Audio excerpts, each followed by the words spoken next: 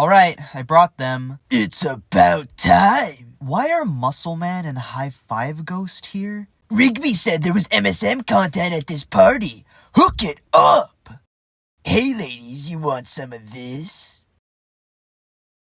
Sorry, I really liked that scene and wanted to use it again. It's that time of the new year. I don't think this video needs a lengthy introduction, but just in case you're new, I started a My Singing Monsters Island tier list all the way back in 2023 that I update every year. And now that 2025 has concluded, it's safe to say that the time to update is now. As of my last update, Harriet and Strombonin were the last monsters added to their respective games. Let's dive into the former and find out what came of its introduction. What's that thing? It's me, Minor Alex. Okay. Paranormal activity!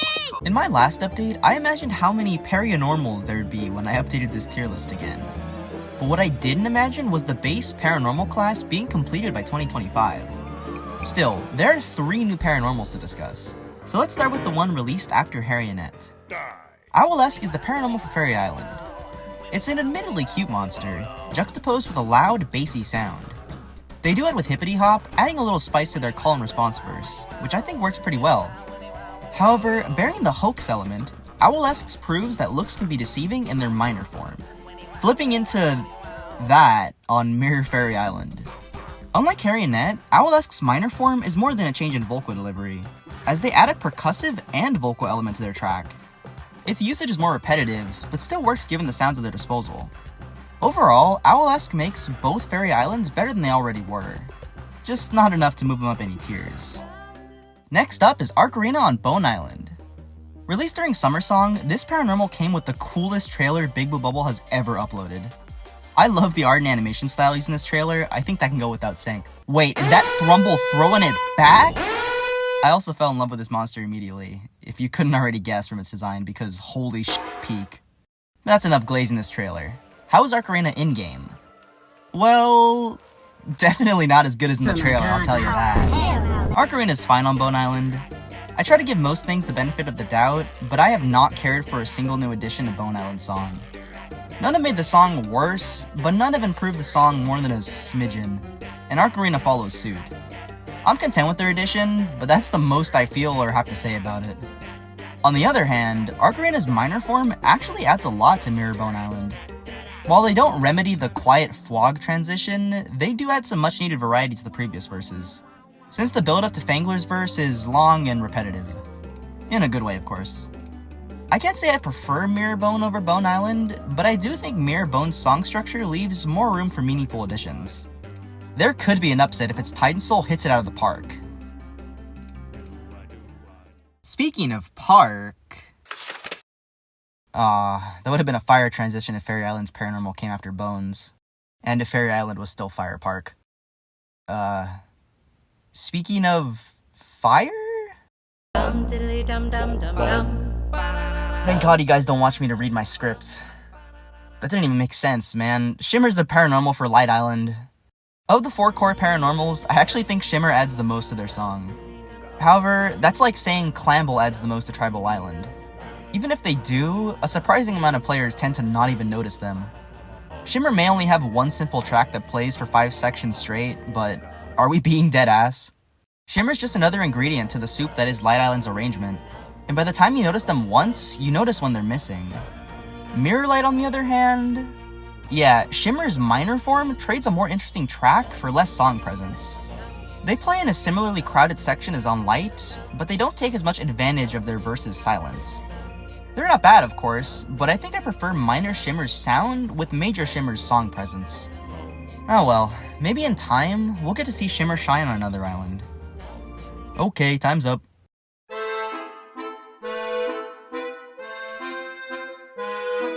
Yeah, so on the same day as Shimmer's release, Big Blue Bubble dropped Paironormal Carnival featuring Baby No Money. I'm not kidding. This island is essentially Magical Ethereal Island with the addition of triple and quad element monsters. So basically Magical Ultimate Ethereal Island. The song is currently far from complete, but the fact that it sounds this good while incomplete is impressive. Every monster is at the top of their game here. Although I wish Shimmer had more time in what I like to call Ethereal Purgatory before being added to another island. Harriet, Owlesque, and Arcarina had that time and they sound even better than they did on their home islands. Especially Arcarina.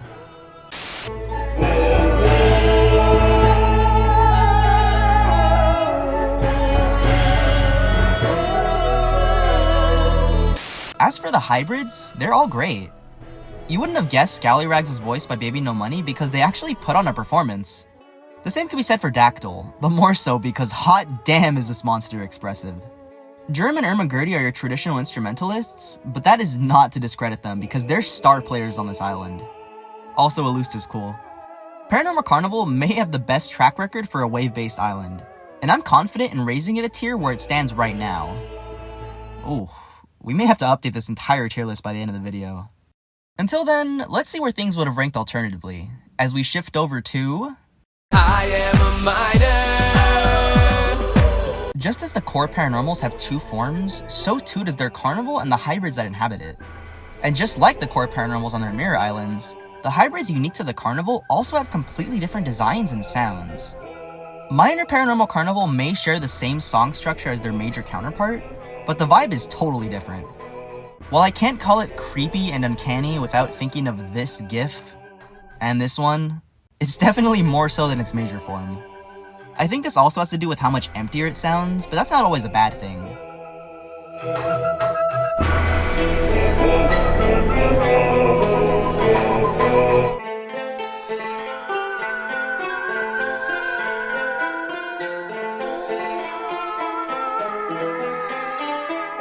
The island is still incomplete, and monsters like Minor Dactyl and Germ are composed with this in mind. Plus, most wave-based islands take a few waves before hitting their stride. Look at Amber or Mythical Island. I'll continue looking forward to every update Paironormal Carnival gets. If not for the song, then for the hybrids, because what the f*** is this? Holy look at all those vowels. Before we cover the big three, let's speed through some one-monster additions to the main islands. In the last update, we were introduced to Titan Souls, an equivalent to the Colossi for the magical islands. Upon linking monsters to a Titan Soul, it, as well as its Titan, will awake, producing music. And just as Light Island got a Titan Soul in 2024, Psychic Island got a Titan Soul last year, being Cruv'laaphtian Crocus.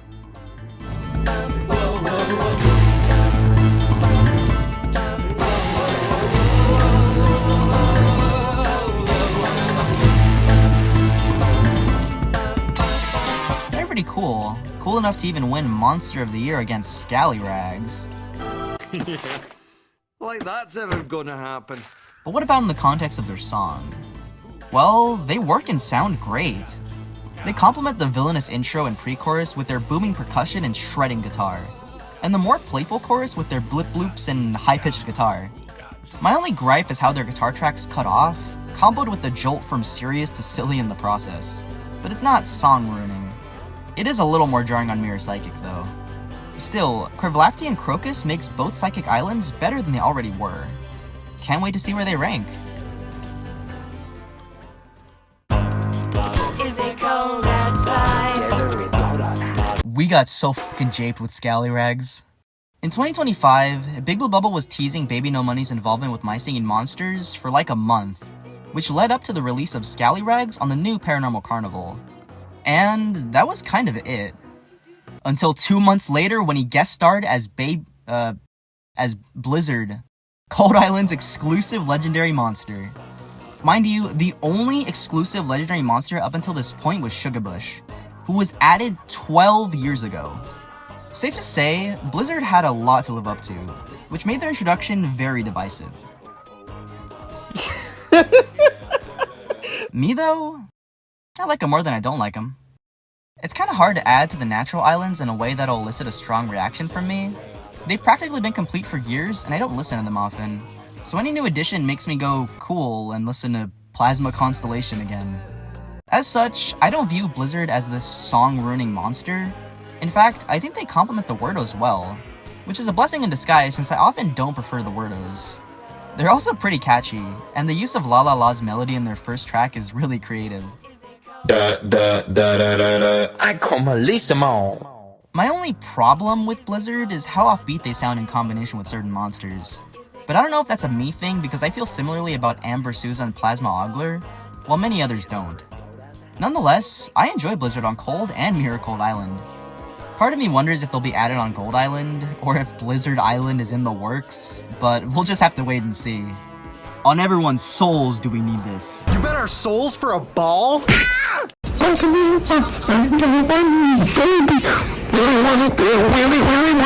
Assuming I don't finish this script before January ends, Mysterious Werdo may serve as the checkpoint for next year's update video. I lied, it's Moochel. But just who is this Mysterious Werdo? It's CG5. Or Charcoal.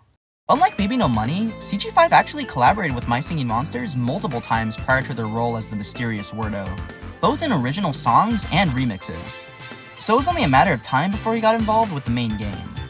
And honestly, this wasn't a bad way to go about it. However, you'd be surprised how unpopular that sentiment is. A lot of people don't like CG5, and I understand why.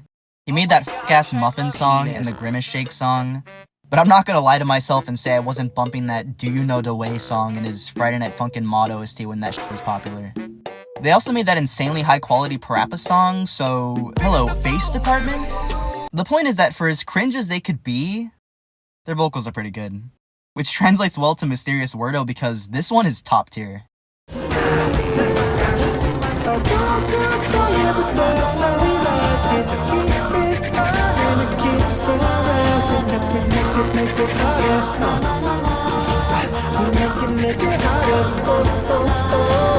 While the original 4 Werdos aren't bad, I feel like they were harder to get right than they were worth. They're charming, and I even prefer them on Air Island, but most of the time they're lacking in some regard. However, I like that Mysterious Werdo is a step in a new direction. Simple, fun lyrics with catchy vocals that complements the song without dominating it. Of course, there's no way Firehaven will stay without a second Werdo, but I'm hoping that whoever's added next follows this trend. Also, their design isn't that bad. You guys know that they share an island with Epic Flugel, right?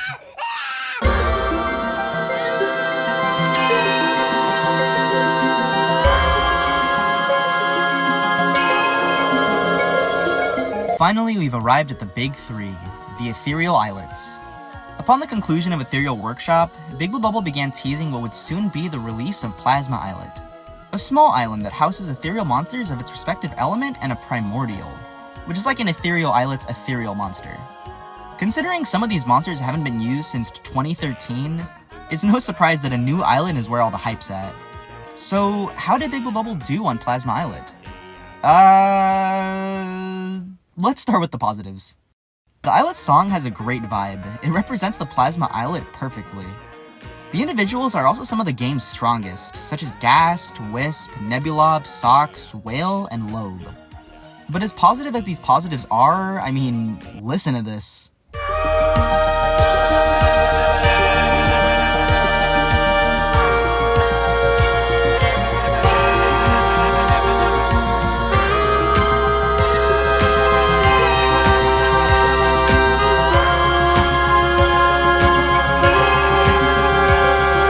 This islet isn't without its flaws.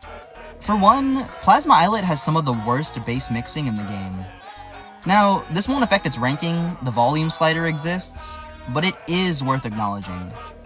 The song structure is also a little messy, and even after a year, I still can't unhear how offbeat Ogler sounds.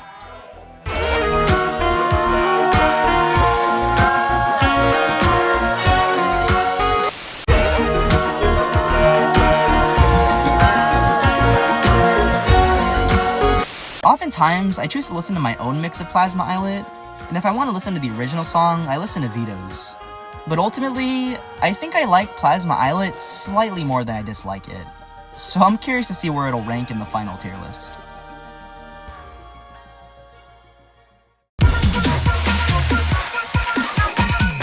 Released in the order of their respective Ethereal, Mech Islet is next, which is probably one of the most divisive islands in the series. Starting with the positives though, this islet's song is pretty hype. It's most comparable to Wublin Island, even if Wublin is stronger compositionally. Yet, I find myself listening to Mech way more. Like Plasma, it's also got a strong set of individuals. The percussionists go off on this islet, and monsters like Arakulele, Bellowfish, Dragong, Piplosh, and Bogle either expand on their previous iterations, or set a great first impression. However, the song as a whole is a whole lot messier. And again, this won't affect the ranking, but Mech Islet is the worst mixed song in the game.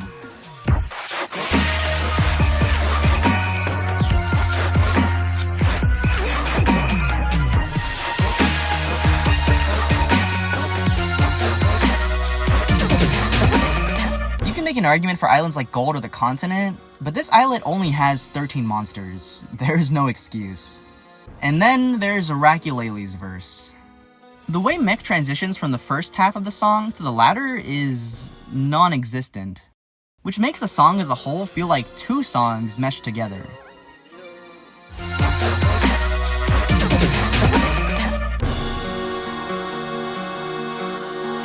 Fans try to remedy this by starting with Rayman's verse in their custom mixes, but that more or less divides Mech's listener base further, which isn't necessarily a bad thing, but does draw the song's composition further into question.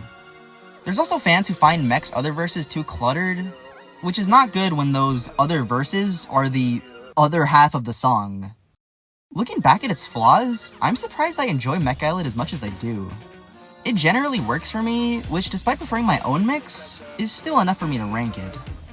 Thankfully, Big Blue Bubble's next and most recent islet is far less divisive. But does that mean it's commonly agreed to be a good islet, or a bad one?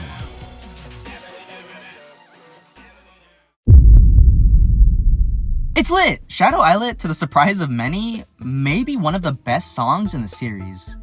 And I say to the surprise of many, because Shadow Islet had a lot stacked against its favor. It was slated to have only one traditional percussionist, as well as a cast of monsters who were mostly weak on their previous islands. Pair all of that with the Primordial fans had low expectations for, and it's safe to say Big Blue Bubble had their work cut out for them. But when I say they delivered, they delivered. Boom shakalaka la. Boom shakalaka da. Shakalaka la. La la la la la la. Shadow Islet is a near perfect MSM song. There's not a single weak monster on this islet. They all contribute to the song in a meaningful way. The structure is also solid, with not a single verse out of place or missing too much potential. Last but not least, the song also just sounds great. There's a tempo change 40 seconds into it, a first in the series, which is so impactful. Additionally, this islet's Primordial fan hole has so much song presence. Not only do they do more than clap, but this islet is practically a different song without them. Much like Cloud Island without Wallaby and or Shellbeat.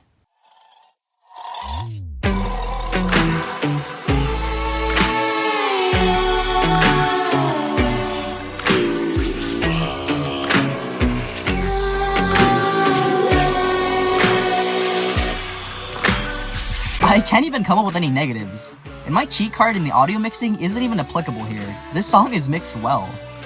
What more could I say? Please, more songs like Shadow Islet. Crystal Islet's got a stacked roster, don't let us down. But with that, I think we're finally caught up with everything in the main game.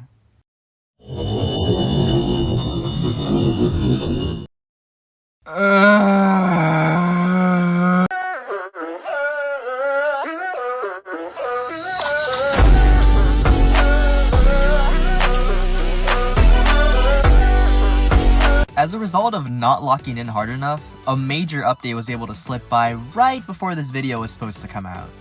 But thankfully, this update leans more on the new mechanic side than the new addition side. I'll get to this update's new addition shortly, but I just want to go over the mechanics added real quick.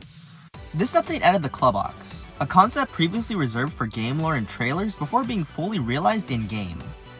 With the Clubbox came a battle pass system and a sticker collection system. Features familiar to you if you've played any of these f***ing games. However, My Singing Monsters is pretty forgiving when it comes to mechanics like these, so you shouldn't have to spend top dollar to unlock any of these prizes. And speaking of, these prizes are crazy. These costumes originate from Monster Choir, a now defunct version of My Singing Monsters exclusive to China and Korea. Considering this is one of a few games I like with a version completely separate from the international one, it's safe to say that the addition of these costumes is huge. For an apt comparison, that's like if I opened up PvZ2 right now and there was an event going on to collect seed packets for Magic Shroom and Saucer Squash balanced around this version of the game. Based update, let's talk about the Tuskski in the room. The main addition to this update are acts, which are fully animated songs unlocked through the Battle Pass system. Think of these as even smaller islets, an opportunity for Big Blue Bubble to pair any monsters together to create a song. This is a revolutionary addition to the game. You only get this free form in fan content, as official islands are bound to the lore/rules of the game. It's why the legendaries aren't on more islands, or the seasonals, or the celestials, or the pure magicals, you get my point. But with acts, literally most things are possible, which is why I find them so cool. And Pomeli Family Band is a great showcase of what more could be done. It's an admittedly tame combination, but you would have never seen these monsters together otherwise. Pom Pom literally hasn't been on an island since Party Island. As for the song itself, it's alright. Do I have to rank this? Considering it has the least amount of monsters of any song in the series, every monster needed a part to play. Although I do wish the instrumentalists had a moment to shine together like Pom Pom and Hula get the entire song. Well, excluding DJ Epic, I guess, who's starring for the first time in an in-game song. There's also alternate versions of this song based on the stage/monster's costume theme, which is the first time costumes have affected a monster's track. They're really experimenting with everything here. I think of the variations, Flower is my favorite, followed by M-Pop and Bubblegum. It's a pretty close race for first, the variations aren't mirror islands, but the fact that they're varied at all is still wild to me. I'll be looking forward to the next act, as with the Clubbox covered, we're actually caught up with the main game. Just one more game to go, and for the first time since Party Island, there's actually something to catch up on in Dawn of Fire. Starting with... Oh yeah, this entire update was in collaboration with T-Pain, by the way. Like, the T-Pain. I can't believe I failed to mention that until now, but that's crazy. Keep it PG on Water Island, Brosidon.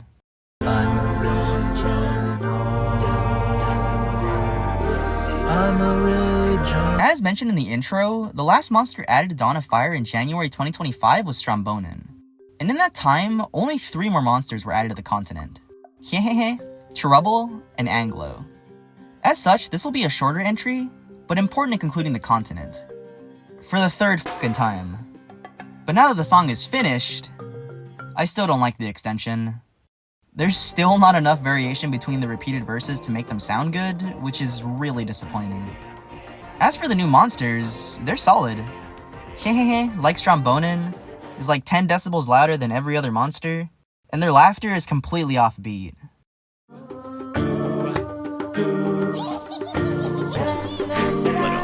Even the stupid noise I made in this short is better synced with the song than their laughter.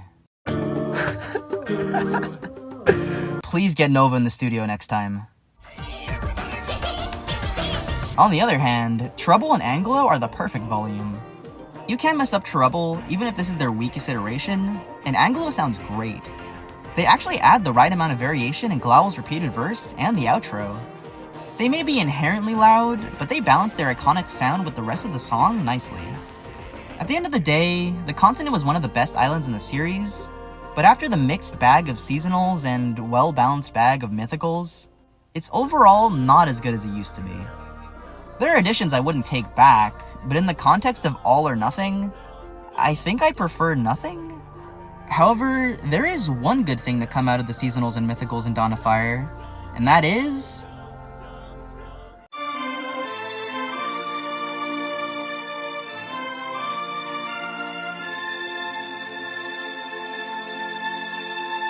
Considering it's been over 9 years since the release of Party Island and Starhenge, and 10 since every other island was released at launch, I think it's safe to say that a new Outer Island was far from expected. Hell, the Coming Soon banner has been removed from the game for years. But a mythical island has proved to work before, and a seasonal island... well, it has Spirit on it. In all seriousness, Wander Island is a solid island so far. Granted, it's very incomplete, but every monster is leagues ahead of their monsterling forms. Except maybe Yostridge.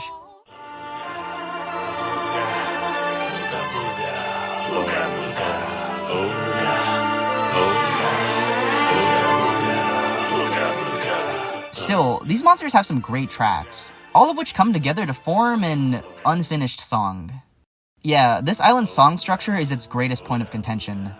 Some fans dislike the lack of verse transitions, some dislike the addition of verses when most still sound empty, and some fans don't even know where the song is going. I can't say that I disagree, but I still enjoy how the song sounds so far. Yostrich, Bazinga, and Schmoochel are my standout favorites. Bazinga will always go without saying, but Yostrich has never sounded bad past Air Island. As for Schmoochel, I will stand behind this monster.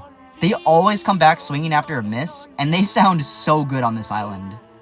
I have high hopes for Blabbit and Hula, as stupid as that'll sound if I'm wrong, and Wander Island as a whole. We're also missing Hehehe, Trouble, and Anglo, who could really turn the tide if handled well. I look forward to properly ranking this island after it's complete next year. And speaking of, where will this island, as well as every other island, discussed in this update or not, rank as of 2026?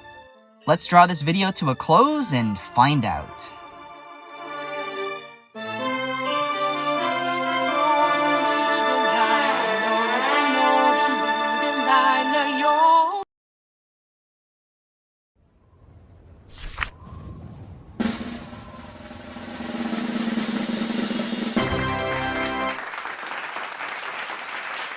And there's the updated 2026 My Singing Monsters Island tier list. All in my opinion, of course. You may have noticed a few changes. Gold defaulted to number 1 after the continent dropped to 4th. Mythical dropped a tier while Haven and Mech bumped a tier.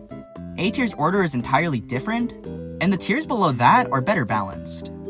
As for the new placements, Wanderer Island and Minor Paironormal Carnival are B+ tier, Paironormal Carnival is A+ tier, and Shadow Islet is all the way up in S tier.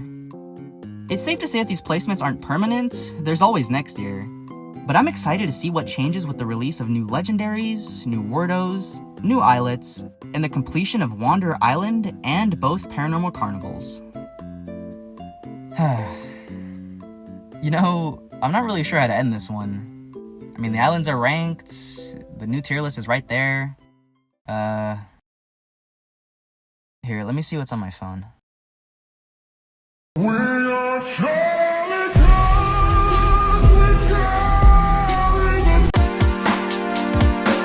My channel members: Obama Gangnam Style, Metal Mario 64, Edsel.t, Harold Total Drama Island Fan, Ominous Anon, Mike Man Carlboy Pickleson Fruit III, Hailstorm Magma, JD Williams, Brownie 2320, Clary Moth, DSF, Aki Dasher, and a Kilpie. If you're a channel member, new or old, and want to shout it in my next video, leave a comment on this members only community post. Thank you. Also, thank you all so much for 80,000 subscribers. If you want a yap sesh about it, check out this community post here. I'll spare you all the minutes of details. Look forward to seeing you all in the next one, whether it be big or small. Peace out, guys.